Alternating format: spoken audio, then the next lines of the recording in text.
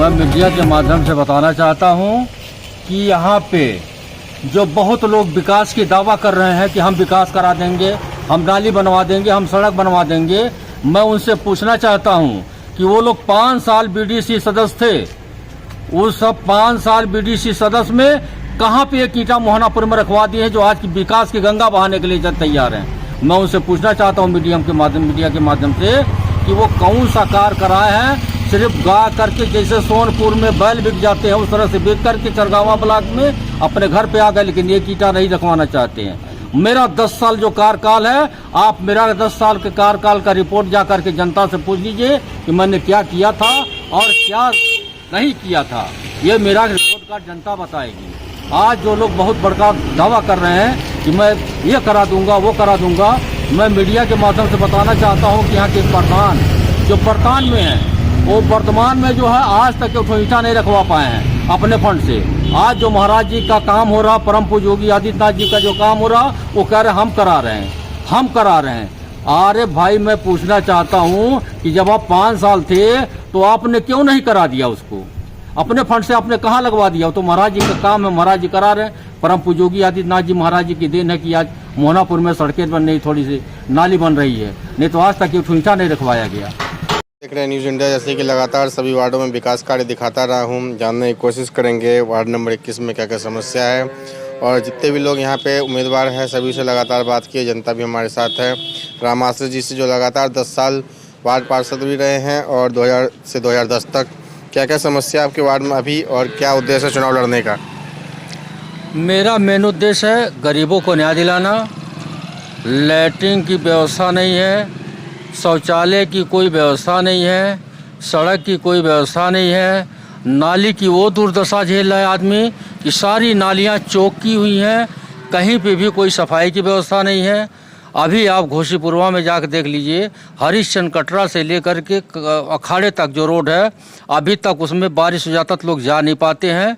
मेरा आप लोगों से निवेदन है कम से कम मेरी आवाज़ शासन प्रशासन तक पहुँचे, जो मेरे यहाँ का कुछ विकास अधूरे पड़े हुए हैं उसे पूरा किया जा सके। रोड, सड़क, नाली, बिजली जैसे बारिश होती है तो क्या समस्या हो जाती है और स्वास्थ्य और शिक्षा के क्या इंतजाम है अभी यहाँ? स्वास्थ्य की भी कोई व्यवस्था नहीं है समुचित और शिक्षा की भी व्यवस्था चरमराई हुई है। मैं मीडिया के माध्यम से कहना चाहता हूं कि यहाँ की कुछ व्यवस्थाएं ऐसी हो गई हैं, चरमरा गई हैं, जो कुछ आताताइयों के हाथ में चला गया हुआ सत्ता, जिससे वो अपने सिर्फ धन को दुगना तिगुना करने में लगे हुए हैं। मेरे मित्रों, मैं आपसे बता दूं कि मेरे ग्राम सभा में शौचालय के नाम पे पैसा वसूला गया है, आवास के नाम पे पैसा वसूला गया है, नल जो सरकार ने इतनी बढ़िया जल योजना चढ़ाई है उस जल के नाम पे 450 रुपये सारे लोगों को से वसूला गया है। आज तक उनके दरवाजे पे पानी तक नहीं पहुंच पाया है। लैट्रिन में 12 हज़ार रुपये में 6 हज़ार रुपये मिला है, 6 हज़ार रुपये आज तक लोगों को नहीं मिल पाया है। मेरा मीडिया के माध्यम से निवेदन है कि कम से कम शासन प्रशासन तक ये बात जाए और इस चीज़ का समुचित व्यवस्था हो करके उसकी जांच कराई जाए। कूड़ा कचरा जगह जगह फैला हुआ है, पोलों पे खंभों पे जगह जगह लाइटें नहीं हैं और आवारा पशु घूमते रहते हैं। क्या क्या समस्या होती है? सबसे बड़ी समस्या मेरे यहाँ सोडियम लाइट आकर के पड़ा हुआ प्रधान जी के घर में सड़ रहा है, लेकिन बहुत गलियों में अंधेरा पड़ा हुआ है। वहाँ पे लोग कचरे से कीचड़ से जा नहीं पा रहे हैं। इतनी बड़ी समस्या है कि अंधेरे में लोग जा करके गिर जाते, उनका हाथ पैर टूट जाता है, कितने लोग चोटाई हो जाते हैं। कूड़े कचरे के लिए डस्टबिन वगैरह लगे हैं अभी तक? डस्टबिन लगे थे, लेकिन कूड़े के भाव में सब चले गए, कहीं नहीं दिखाई पड़ेगा आपको। मोहनापुर में पूरा जाकर देख लीजिए, कहीं भी डस्टबिन नहीं है। आप नारायणपुर में जो घुसेंगे त्यों जाकर देख लीजिए, कचरे से भरा हुआ है। आप बड़का टोला में जाकर देख लीजिए, नाली इंटरलॉकिंग हुआ है, जो पानी ओवरफ्लो करके ऊपर बह रहा है। आप जा करके, मैं मीडिया से बताना चाहता हूं कि आप जा करके वहाँ के देखिए, वो दुर्दशा जनता झेल रही है, या आप मुझे बताइएगा तो मैं चल कर उसको दिखा दूंगा। कोरोना वायरस में लोग पूरे परेशान थे, किस तरीके से लोगों की मदद की थी आपने? कोरोना में बहुत मदद किया गया, सारे लोगों के जो है समुचित व्यवस्था बना करके दवा कराई जाए, उनका जो है इंजेक्शन लगवाया गया, ले जा करके सदर अस्पताल में भर्ती कराया गया। उन सबों को व्यवस्था बना करके उन लोगों को जो है समुचित स्वास्थ्य सुविधा दी गई।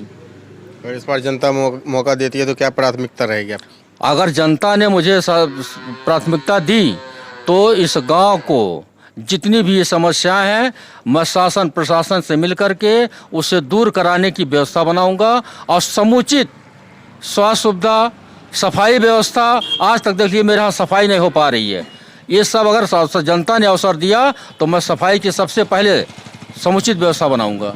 देख पा रहे हैं राम आश्रय जी का साफ साफ कहना है, जनता अगर मौका देती है तो चौमुखी विकास किया जाएगा। गोरखपुर से रंजन जायसवाल की रिपोर्ट। मेरे साथ बस इतना ही, बाकी की तमाम खबरों के लिए देखते रहिए यू न्यूज़।